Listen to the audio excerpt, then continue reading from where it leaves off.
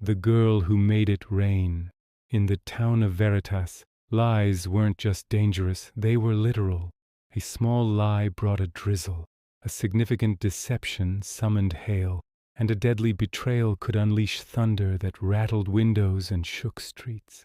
The townspeople had learned to twist their words, to hedge and qualify, to speak in riddles just to stay dry. Umbrellas weren't fashion, they were armor. 17-year-old Mira had never lied, not once. Not a white lie about a bad meal, not a fib about a missed appointment.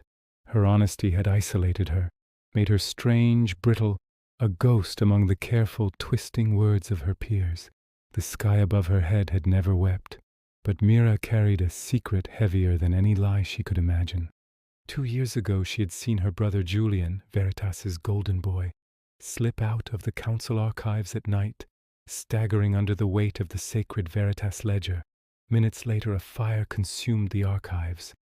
Julian told the town he'd caught a vagrant attempting to steal it. The vagrant was never found. The ledger, the very record of the town's history, was officially lost, though Mira knew the truth. Julian had taken it. She'd kept silent, terrified of what speaking would bring, and now her best friend Leo was in danger. Leo, poor and awkward, had been accused of stealing the ceremonial silver key to the council chambers, the symbol of the town's integrity. Everyone believed it. The sky above him stayed clear. No rain fell. If the town saw no rain, they assumed the truth was being spoken. Mira felt her chest tighten as she watched him, shackled and anxious beneath the unbroken blue sky. The sun beat down mercilessly. Julian, standing tall beside the councilman, radiated perfection, dry, untouchable, admired. He hadn't lied, not exactly.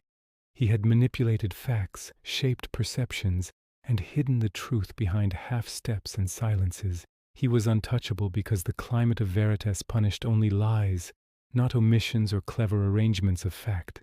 Mira had wrestled with the knowledge for hours. Speak and she could save Leo, but destroy her family. Stay silent, and Leo would be sacrificed to protect Julian. The crowd gathered in the town square, the stones hot beneath their feet. Councilman Thorne read the charges, voice steady. Julian's golden hair shone in the sun. Everyone nodded. No rain fell. Leo's innocence meant nothing against the perfection of appearances. Mira stepped forward. Her voice trembled, but she forced herself to speak. Leo Vance did not steal the key, she said. Every syllable rang clear. The real criminal is my brother, Julian Eldrin. The square gasped. Julian's face remained composed. Sunlight reflected off his golden hair, dry and perfect. But Mira's eyes met his, unwavering. She had spoken the truth. Then a single drop fell. It struck her cheek, cold and shocking. Not Julian's rain, hers. She hadn't lied, and yet the sky above her cracked. One drop became a torrent, slapping against the stones, soaking her hair and clothes. The townspeople froze, staring as the deluge spread outward, refusing to remain contained. The storm was no ordinary rain. It was a reckoning.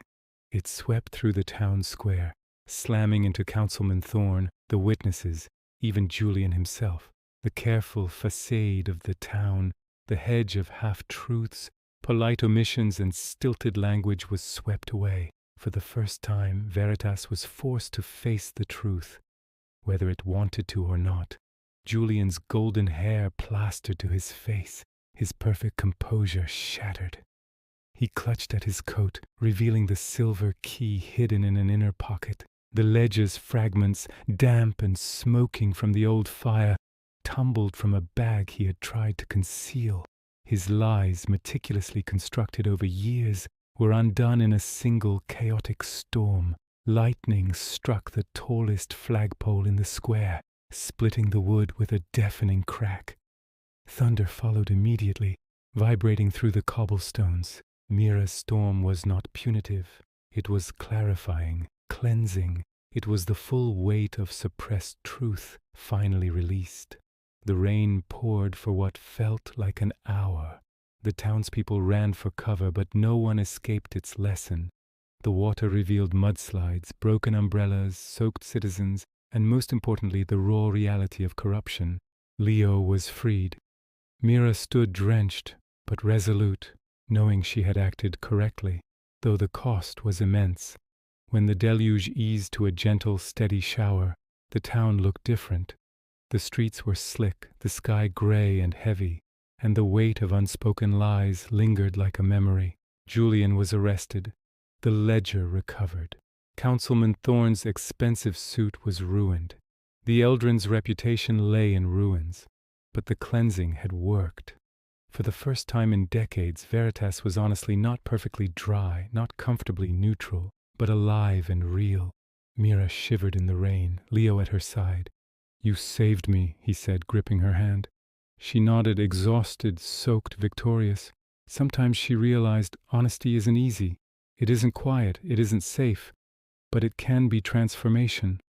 And sometimes honesty makes it rain.